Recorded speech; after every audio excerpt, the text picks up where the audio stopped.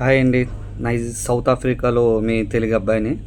అందరూ ఎలా ఉన్నారు? చెల్లమ్మలు, తమ్ముళ్ళు, అన్నలు, అక్కలు, బావలు, మాయలు అందరూ ఎలా ఉన్నారు? ఇక్కడికి వచ్చే ముందు చిన్న ఇన్సిడెంట్ జరిగిందండి. నేను ఏమనుకున్నానంటే అవుట్ ఆఫ్ ఆపర్చునిటీ వచ్చింది కదా, నాకు ఒక అలవాటు ఉన్నదండి. అది ఏంటి అంటే ఒక బ్యాడ్ హ్యాబిట్ అనమాట.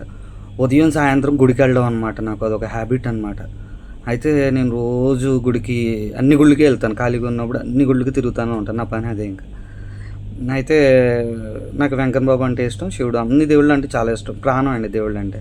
ఏం జరిగిందంటే నేను అనుకున్నాను ఇక్కడ జాబ్ అంతా వచ్చే ముందు అనుకున్నా, మొత్తం అంతా జాబ్ అంతా అయిపోయిన తర్వాత ఇండియా వచ్చిన తర్వాత ఫస్ట్ గుడికి వెళ్దాం అనుకున్నాను.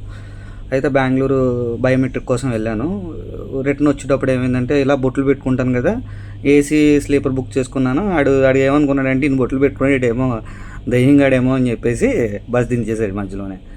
డబ్బులు లేవు, ఏమీ లేవు. మా నాన్నగారు ఆటో డ్రైవర్ కదండి, ఎవరికి ఫోన్ చేయాలన్నా చేసినా ఎవరో డబ్బులు ఇవ్వలేదు.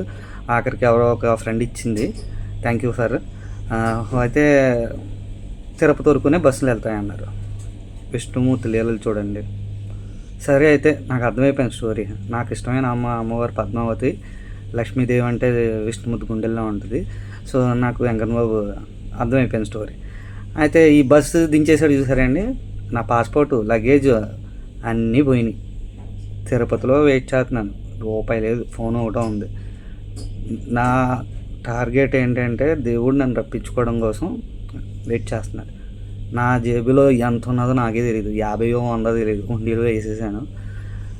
దేవా రప్పించుకున్నావు, థ్యాంక్ యూ సో మచ్. స్వామి thank you so much. Padmavathamma మీ మేలు ఎప్పుడో నేను వదులుకోలేను. అయిపోయింది, విజయవాడ దర్శనం అనుకున్నాను, అది కూడా కంప్లీట్ అయిపోయింది. దేవీపట్నం అప్పుడప్పుడు చర్చ్కి వెళ్తాను కదా, దేవీపట్నంలో టెంపుల్ ఉంటుంది క్రిస్టియన్ది, ఆ టెంపుల్ది కూడా కంప్లీట్ చేసుకుని ఇంటికి వెళ్ళాను. అందరూ ఎందుకు మళ్ళీ వెనక్కి వచ్చేసామంటే ఏం లేదని చెప్పాను. లగేజ్ అయితే ఆ బస్ డ్రైవరే నెక్స్ట్ డే మార్నింగ్ కాల్ చేసి సారీ సార్ మీ లగేజ్ అయితే దొరికింది ఉందండి, ఏమనుకోవద్దండి అన్నాడు. Thank you so much. భక్తి మనలో ఉంటే చాలండి, ఆటోమేటిక్గా ఏదైనా ఇచ్చుగా అవ్వచ్చు. ఈ మెసేజ్ ఒకరికి కాకపోయినా ఒకరికైనా అర్థం అవుతుందని నా ఒపీనియన్.